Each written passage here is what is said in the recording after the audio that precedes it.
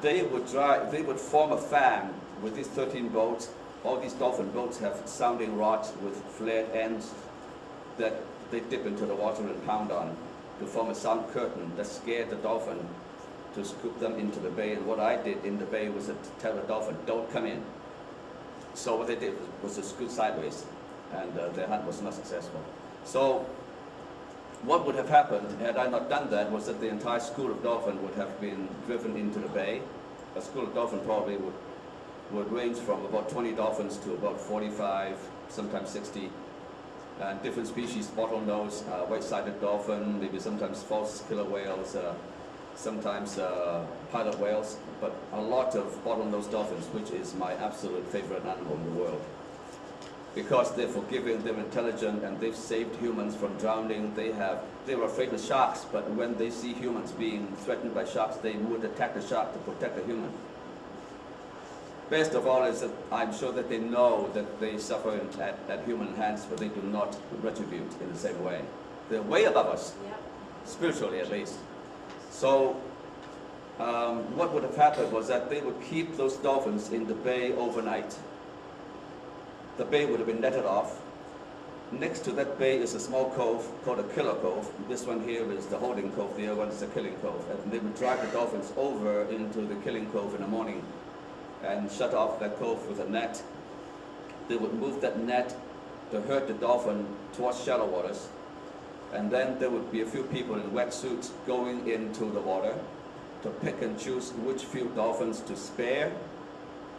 And then the rest would be summarily slaughtered by having the throats cut, having the bodies lanced. The entire bay would be red. It is not just like red-colored water, it would be like blood. Go to my website, hope-care.org, and there were some photos in there of my own photos taken in Japan. So those that were supposed to be spared are not set free. They are kept for entertainment purposes, either in dolphinariums using the huge brain to just jump through some hoops for human entertainment, or they would go into an enclosure, and I've gone to that enclosure too, that it's called swimming with dolphins.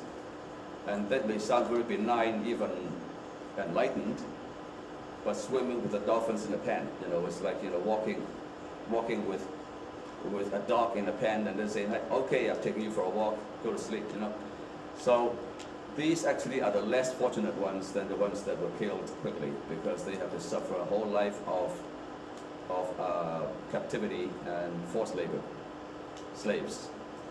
So Vancouver, 2 or 3 years ago, acquired 2 dolphins from Japan, and my campaign back then was to fight the aquariums, telling them not to accept dolphins from Japan, because if you accept dolphins from Japan, what you're doing is that you're supporting the dolphin slaughter industry. Each dolphin sold for meat is worth about $30.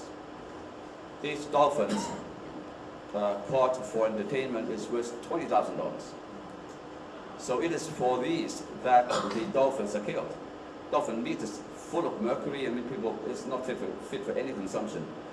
But dolphin captivity and entertainment is a big item business, and all the aquariums in the world, either they don't, they allow captive dolphins, or they would, like the Vancouver Aquarium, they have this policy saying we do not accept wild-caught dolphins.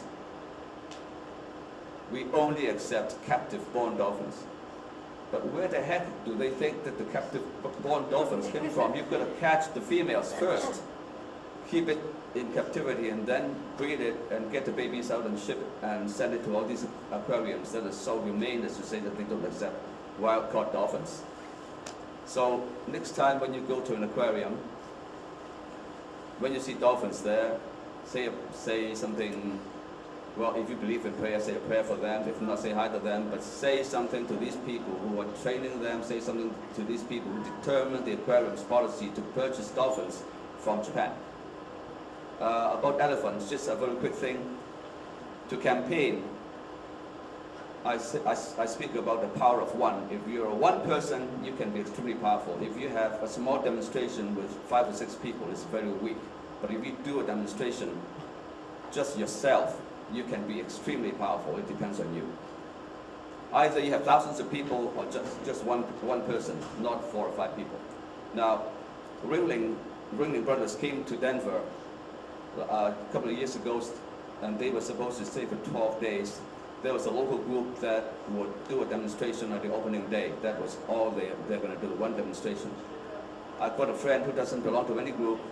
She did a 12-day water-only hunger strike in a cage with her ankle chained to a concrete block. For 12 days, she said the rain or shine, she made national news. So I'm just telling you, if you want to do these campaigns, either you do it with one very strong, powerful person, fully dedicated, courageous, doesn't fear hardship, self-sacrifice, or do it with a huge amount of people, not a small demonstration. And you'll be very successful, in my opinion. So thank you very much, and I'll pass the torch on to either Matt or Steve. Hope-care.org. And it is also on the cover of my new book that I have